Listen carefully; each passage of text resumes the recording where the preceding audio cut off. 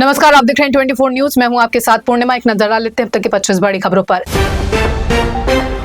Gas की किल्लत को लेकर महाराष्ट्र के मंत्री छगन भुजबल का बड़ा बयान। कहा, जहां सिलेंडर को लेकर हो रही है कमी, उन शहरों में तेजी में किया जा रहा है पीएनजी का कनेक्शन। राज्य में सिलेंडर की नहीं है कोई कमी, अफवाह फैलाने वालों पर होगी सख्त कार्रवाई। मुंबई में जैन मंदिरों को लेकर सिलेंडर उपलब्ध कराने की मांग को लेकर हुआ विवाद। मंगल प्रभात लोढ़ा ने छगन भुजबल को पत्र लिखकर की थी अपील, जिस पर कई संस्थाओं ने आपत्ति जताते हुए किसी एक समुदाय को विशेष महत्व देने को बताया था अनुचित। सफाई में लोढ़ा ने कहा, धार्मिक कामों के लिए कोई भी समुदाय करेगा मांग तो उसे की जाएगी गैस की आपूर्ति। दिवंगत डिप्टी सीएम अजित पवार के बेटे पार्थ पवार ने मनसे प्रमुख राज ठाकरे से की मुलाकात। करीब 1.5 घंटे तक हुई बातचीत। हालांकि दोनों के बीच किस मुद्दे पर हुई बात, इसकी स्पष्ट जानकारी नहीं आई सामने। शिवसेना यूबीटी सांसद संजय राउत ने पीएम मोदी पर बोला तीखा हमला। कहा, ईरान के युद्ध का जहरीला धुआं भारत के सीमावर्ती राज्यों के लिए बड़ा खतरा।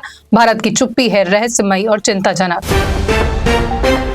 महाराष्ट्र के नागपुर में 3 थानों की पुलिस ने गोवंश तस्करों के खिलाफ की सख्त कार्रवाई। 47 पशुओं की बचाई जान, 9 लोगों के खिलाफ केस दर्ज, लाखों का सामान भी जब्त। महाराष्ट्र के बीड में बिजली के तार चोरी करने की कोशिश में गिरा हाई वोल्टेज टावर। हादसों में 2 युवकों की हुई मौत। साथियों ने सड़क हादसे का नाटक कर शवों को परभणी में छोड़कर हो गए फरार। मुंबई डब्बेवाला एसोसिएशन ने 30 मार्च से 4 अप्रैल तक 6 दिन की छुट्टी की घोषित। ग्राम देवता उत्सव और खेती के कामों के लिए डब्बेवाले जा रहे हैं गांव। मुंबई और उपनगरों में काम करने वाले हजारों लोग होंगे प्रभावित। छत्रपति संभाजीनगर जिले में सड़क पर वाहन रुकने को लेकर हुआ विवाद। अज्ञात हमलावरों ने की मिनी पिकअप चालक की बेरहमी से पिटाई और काट दिया उसका गुप्तांग। फरार आरोपियों की तलाश में जुटी पुलिस। मुंबई एयरपोर्ट पर 2025 में 90,000 से ज्यादा सामान भूले यात्री। पिछले साल के मुकाबले इसमें 35% की हुई बढ़ोतरी, जिससे एयरपोर्ट के खोया पाया विभाग पर बढ़ा दबाव। नवी मुंबई के दीघा से शिरवणे तक झुग्गी इलाकों में पानी की समस्या दूर करने के लिए मनपा ने उठाया बड़ा कदम। मोरबे बांध से की जाएगी नियमित रूप से पानी की सप्लाई। वर्तमान में एमआईडीसी के 12वीं बांध से आता है पानी। खारघर में भूमिगत केबल परियोजना के लिए 127 पेड़ों को काटने या स्थानांतरित करने के प्रस्ताव पर विरोध तेज। सिडको के प्रस्ताव के खिलाफ पर्यावरणविदों और नागरिक समूह ने जताया तीव्र विरोध। मुंबई से यूपी बिहार जाने वाली ट्रेनों में फर्जी वेंडरों का गिरोह सक्रिय। आईआरसीटीसी जैसा पहचान पत्र दिखाकर यात्रियों को बेच रहे हैं बासी खाना। गिरोह स्पेशल ट्रेनों को बनाते हैं निशाना, जहां पेंट्री कार की नहीं होती सुविधा। महाराष्ट्र में सड़क दुर्घटनाओं को कम करने के लिए आरटीओ डिजिटल बस पोर्टल करने जा रहा है शुरू। सभी निजी बसों की जानकारी एक ही डिजिटल प्लेटफॉर्म पर होगी उपलब्ध। बस संचालन की रियल टाइम निगरानी हो सकेगी संभव। अलीबाग से जुड़ेगा अटल सेतु। परियोजना पूरी होने पर मुंबई और अलीबाग की यात्रा 1.5 घंटे में होगी पूरी। सिडको ने परियोजना के लिए काम किया शुरू। हजारों यात्रियों को मिलेगी बड़ी राहत। बांद्रा से कुर्ला तक 8.8 किलोमीटर लंबी पॉट टैक्सी सेवा शुरू करने की योजना।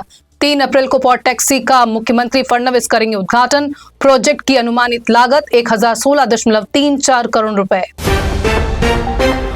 नवी मुंबई में आदर्श म्हात्रे ने खुद को इसरो वैज्ञानिक बताकर 40 महिलाओं का किया यौन शोषण और की करोड़ों की ठगी।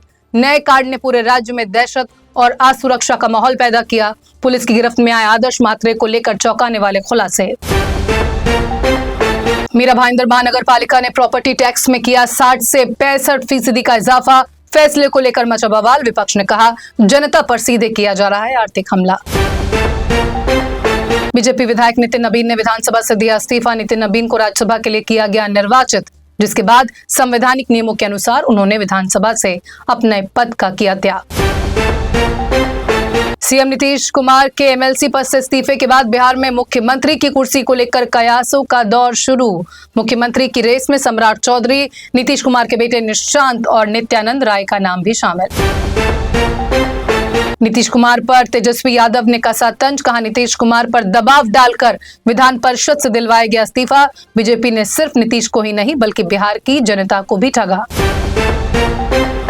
चिन्नास्वामी स्टेडियम में आईपीएल मैच के दौरान प्रशंसकों के मोबाइल फोन चोरी होने से मचा हड़कंप। संगठित गिरोह ने P3 स्टैंड से चुराए करीब 50 से 60 फोन। बेंगलुरु पुलिस ने 10-12 नाबालिगों को हिरासत में लेकर जांच की शुरू। यूपी में अब 31 तरह के मामलों में सीधे एफआईआर नहीं होगी दर्ज। डीजीपी राजीव कृष्ण के नए आदेश के अनुसार पीड़ितों को पहले मैजिस्ट्रेट कोर्ट में करनी होगी शिकायत। इलाहाबाद हाईकोर्ट की टिप्पणी के बाद लिया गया फैसला। आंध्र प्रदेश के विजयवाड़ा में 36 साल से फरार माओवादी कमांडर सुरेश समेत 9 नक्सलियों ने किया सरेंडर। सुरेश अंडरग्राउंड रहकर अपनी नक्सली गतिविधियों को दे रहा था अंजाम। पुलिस ने नक्सलियों के पास से भारी मात्रा में हथियार किया बरामद। देश भर में होने वाली जनगणना 2027 को लेकर भारत के रजिस्ट्रार जनरल और जनगणना आयुक्त मृत्युंजय कुमार नारायण ने एक प्रेस कॉन्फ्रेंस की। पहले चरण का फील्ड ऑपरेशन अगले महीने 1 अप्रैल से कुछ राज्यों में हो जाएगा शुरू। गृह मंत्री की अगुवाई में जनगणना की प्रक्रिया की जाएगी पूरा।